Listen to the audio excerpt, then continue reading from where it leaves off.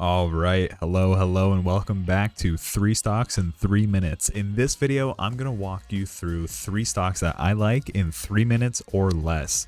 So, hit that subscribe button and let's jump right into it. First on my list, Uber. Love them, love them, love them.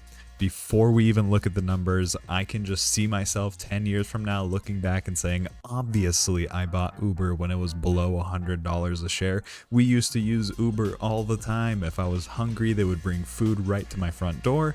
Uber gives me Facebook IPO vibes. It reminds me of Amazon at $300 a share. You get the point. With a market cap of just under $100 billion and a lot of money lost every quarter, you're purely betting on the future. They might suck right now, but there's a lot of room to grow, a lot of cities to penetrate, and a lot of technology to develop. I like them. Next, Snapchat.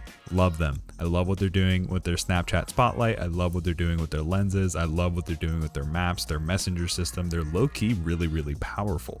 With a market cap of $74 billion, these guys have a lot of room to grow. With only 3,800 employees, it gives me kind of startup vibes. Again, like Uber, I'm keeping my eyes on the future. They seem to be more of a technology company first, then a social media company.